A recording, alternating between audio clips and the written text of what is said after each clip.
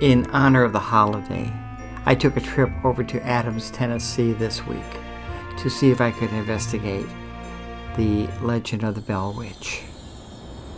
Our story begins in 1804 in North Carolina when John Bell, his wife Lucy, and 10 other families traveled to a small town in Tennessee called Red River. Eventually, this area would be named Adams, Tennessee, and when they arrived, the Bells moved into a big house and began farming. John bought a lot of land and added it to his farm, and as the years passed, he quickly became a successful farmer. He eventually owned over 350 acres of farmland, and he was well respected in the community, and life was good, and they decided to start having children. One of the 10 families that made the move from North Carolina to Tennessee was the Batts family.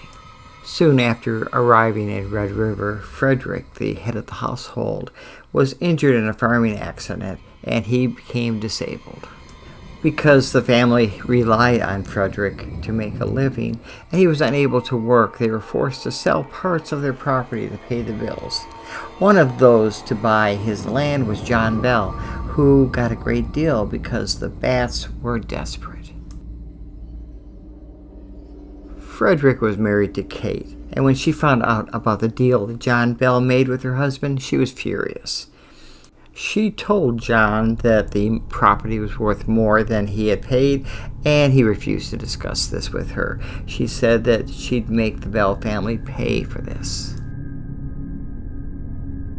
Additional to buying the land from Frederick, John Bell purchased a young black female slave from Frederick's brother Benjamin.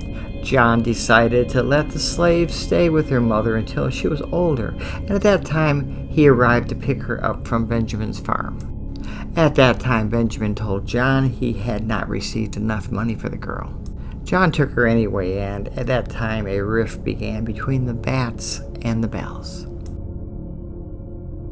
The Batts began spreading rumors about the Bells across the community, and a lot of people didn't like this. Many didn't like Kate Batts because she was kind of tough and a bit outspoken. When Frederick had been injured, Kate took over the farm, and a lot of men felt uncomfortable around her.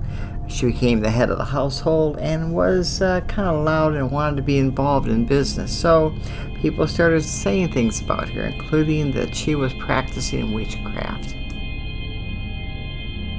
In 1817, the haunting of the Bell family began. One day, while hunting on his land, John Bell thought he saw an animal running toward him. He thought he was being attacked by a dog, but it had the head of a rabbit.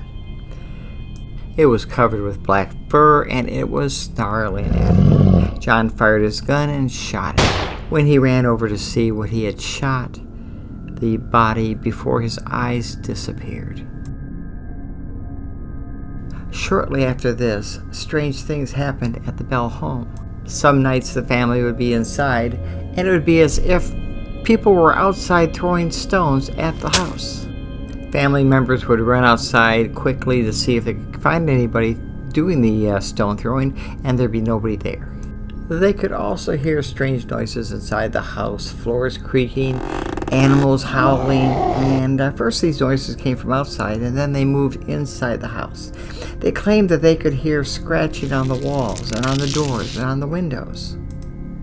They were never able to find the sources of these sounds. One night, their 14-year-old daughter, Betsy, woke up to scratching on the walls. She then realized that her hair was tied around the bed frame, and something began to slap her across the face. She would pull her covers up over her head, and something would take the blankets off of her quickly and continue hitting her. When John and Lucy heard the screaming, they ran to their daughter's room to find her frozen in fright in her bed. Eventually, their other children said that they were attacked. They spoke of waking up during these beatings and hearing rats gnawing on the bedposts of their beds. In addition to these attacks, John Bell began to suffer physical ailments. He suffered paralysis of the face, his tongue swelled, and he was unable to eat.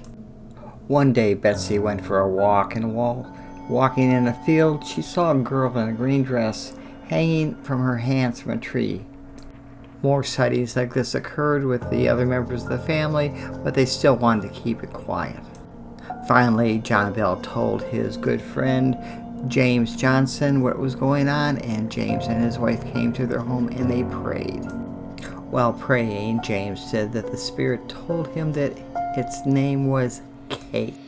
It was about this time that word of the hauntings had spread, and General Andrew Jackson with a group of men visited the home. They only stayed one night because the general said he could feel the spirit of the witch. Both John and Lucy's health began to falter, although Lucy did eventually recover from an infection.